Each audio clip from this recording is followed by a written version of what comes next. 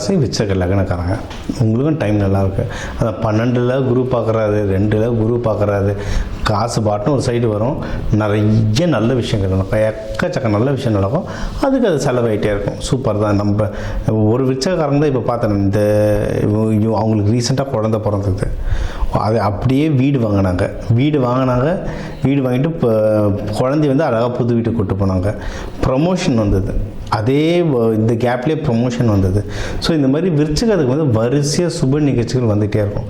ஆனால் அவர் சொன்னது தான், சார் செலவு சமாளிக்க முடியல சார், பாப்பா கொஞ்சம் செலவாயிட்டு இருக்கு, வீடு இஎம்ஐ சார்னார். தெரிஞ்சு தானே நம்ம எல்லாம் செஞ்சோம். அப்போ நம்மளுக்கு சமாளிக்கணும். என்னென்னா எல்லாமே நல்ல விஷயந்தான், கெட்ட விஷயமா இருந்தால் பயப்படணும். எல்லாம் நல்ல விஷயந்தான். காசும் வருது, சமாளிச்சுக்கலாம். சரிங்களா? அதனால் எல்லாத்தையும் நல்ல விஷயம் நிறைய வருது, அதனால் அதுக்கும் தயாராக இருங்க.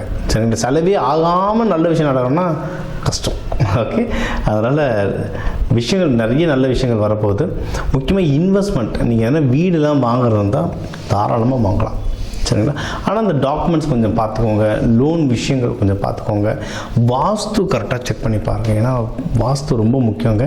நிறைய இடத்துல வந்து வாஸ்து பார்த்து கட்டின வீடுன்னு சொல்கிறாங்க. விற்கிறவங்க 1000 சொல்லலாம். அவங்க சைடு ஒரு வாஸ்து இருக்கிறத விட உங்கள் சைடு ஒரு வாஸ்து கொட்டுப்போங்க. இன்னொன்று, அஸ்ட்ராலஜி தெரிஞ்ச வாஸ்துவாக இருந்தால் ஒன்றும் சூப்பர். சரிங்களா? நிறைய பேர் வாஸ்து மட்டும் கற்றுப்பாங்க, இல்லை சில பேர் அஸ்ட்ராலஜி மட்டும் கற்றுப்பாங்க. அஸ்ட்ராலஜி கலந்த வாஸ்து வந்தால் ஒன்றும் சூப்பர். ஏன்னா உங்களுடைய சார்ட்டு பார்த்துட்டு, உங்களுடைய ஜாதகம் பார்த்து அதுக்கேற்ற மாதிரி வாஸ்துவையும் கொஞ்சம் முயற்சி பண்ணுவாங்க. அப்படி பார்த்து வீடு வாங்கும்போது ஒன்றும் சூப்பராக வேலை செய்யும். சரிங்களா? இது ஒன்று. நிறைய பேர் வாடகை வீட்டுக்கு போவீங்க. வாடகை வீட்டுக்கு போனால் கூட வாஸ்து பாருங்கள். ஏன்னா நீங்கள் அங்கே போய் இருக்க போகிறீங்கன்னா விஷயங்கள் உங்களுக்கு எல்லாம் பாசிட்டிவாக நடக்கும். ஸோ அதை நீங்கள் பண்ணுங்கள். நீங்கள் வந்து திருமணத்துக்கு வந்து டைம் ரொம்ப நல்லா இருக்குங்க. விருச்சிகத்துக்கு தாராளமாக திருமணம் பண்ணலாம். யாருன்னா லவ் பண்ணுறீங்க, இந்த லவ்வை வந்து தாராளமாக திருமணம் மாற்றலாம். விருச்சிகத்துக்குலாம் ஜென்ரலாக லவ் பண்ணிட்டீங்க, செட் ஆகிடுச்சுன்னா சீக்கிரம் பண்ணிவிடுங்க திருமணம் சொல்லுவேன். ஏன்னா ஆப்போசிட் பார்ட்டியெல்லாம் பிரச்சனை இல்லை, நம்மளால தான் நம்மளுக்கு பிரச்சனைங்க. இவங்க வந்து கொஞ்சம் பேசுறது வந்து கொஞ்சம் ரொம்ப ஆழமாக பாதிக்கிற மாதிரி பேசிடுவாங்க. அந்த தேல் மாதிரி பார்க்க கம்முன்னு இருப்பாங்க, ஒரு வார்த்தை சொன்னாலும் மறக்காத மாதிரி சொல்லுவாங்க. ஸோ அது நிறைய பேருக்கு அந்த பிரேக்கப் ஆகிறதுக்கு அது ஒரு காரணம். யாராவது விருச்சிக ராசி 1 வருஷம் 2 வருஷத்துக்கு மேலே ஒருத்தரை லவ் பண்ணுறீங்கன்னா கண்ணை மட்டும் கல்யாணம் பண்ணுறாங்க. ஏன்னா அதை விட ஒரு பொறுமைசாலியான மனுஷன் எங்கே தேடினாலும் கிடைக்காது. இதான் ஜென்ஸ் லேடிஸ் 2 பேருக்குமே தான் இது பண்ணிவிடுங்க. அண்டு இப்போ வந்து நீங்கள் யாராவது பிஸ்னஸ் பண்ணுறீங்கனாலும் அந்த பிஸ்னஸில் ஏதாவது சின்ன சின்ன சலசலப்புகள் இருக்குது, நஷ்டம் வர மாதிரி இருக்குன்னு அதை எடுத்து இன்வெஸ்ட்மெண்ட்டுக்கு போட்டுருங்க. இன்வெஸ்ட்மெண்ட்டுக்கு டைம் சூப்பராக இருக்குது. இப்போ வந்து பர்சனல் இம்ப்ரூவ்மெண்ட்டுக்கு டைம் ரொம்ப நல்லாயிருக்கு. பர்சனலாக நீங்கள் வளர்கிறதுக்கு இப்போ என்னுடைய விருச்சிக ராசி ஒருத்தர் இருக்காங்க, ரொம்ப க்ளோஸ் ஃப்ரெண்ட். இப்போ அவரெல்லாம் பிஸ்னஸில் ஃபுல்லாக இன்வெஸ்ட் பண்ணுறாரு. நான் தான் சொன்னேன், இப்போ உனக்கு வந்து ப்ரொஃபஷ்னலை விட பர்சனல் நல்லா டைம் நல்லா இருக்குடா, இதில் இன்வெஸ்ட்மெண்ட் பண்ணிட்டுருங்க. அப்படி தான் போட்டுட்ருக்காரு.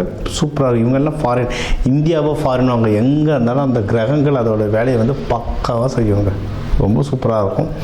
அண்டு நீங்கள் எதில் ரொம்ப கவனமாக இருக்கணும்னா ஹெல்த் விஷயத்தில் ரொம்ப கவனமாக இருங்க. முக்கியமாக மனம் குழப்பம் அடையாமல் பார்த்துக்கணும். அப்படின்னா என்ன செய்யணும்?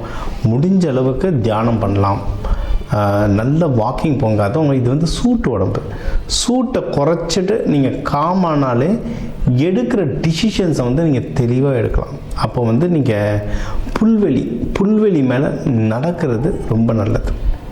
தினமும் ஒரு 1/4 மணி நேரம் 20 நிமிஷமாவது புல்வெளி மேலே நடக்கிற மாதிரி பாருங்கள். தியானங்கள், யோகா எக்ஸசைஸ் பண்ணுங்கள்.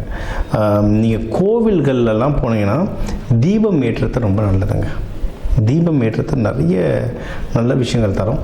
அது உங்களுக்கு வந்து தெய்வ வழிபாடுகள் நம்ம எடுக்கும்போது முருகர், துர்கை, இவங்களுக்கெல்லாம் வந்து செவ்வாய்க்கிழமை செவ்வாய் ஹோரையில் நல்லெண்ணெய் தீபம் போட்டு வேண்டது நல்லது.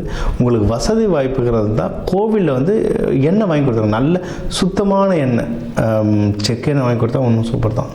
சுத்தமான எண்ணெய் வாங்கி கொடுத்துட்டீங்கன்னா உங்கள் பேர் சொல்லி அங்கே விளக்கு எரிய உங்கள் வாழ்க்கையை இன்னும் மேன்மேலும் நீங்கள் வந்து வளர்ந்துட்டே போவீங்க. ஸோ நீங்கள் எடுக்கிற முயற்சிகள் நல்லாயிருக்கு, இன்வெஸ்ட்மெண்ட் நல்லாயிருக்கு, பணம் நல்லபடியாக கிடைக்கும். அழகாக எடுத்து பர்சனலாக போட்டு அடுத்து கல்யாணம் புல்ல கூட்டி நீங்கள் பண்ண போயிட்டே இருங்க. உங்களுக்கு எந்த ஒரு பொருள் உதவியோ இல்லை மனித உதவியோ எது தேவையோ இந்த கடவுள் அருளால் உங்களுக்கு அது தானாக கிடச்சிட்டே இருக்கும். இந்த சித்திரை மாதம் சூப்பரான மாதம். நீங்கள் வந்து வந்து கல்யாணம்னா இந்த சித்திரை திருவிழா வருது, மீனாட்சி அம்மன் சுந்தரேஸ்வரர் கல்யாணத்தை பாருங்கள், எல்லாமே நல்லபடியாக நடக்கும்.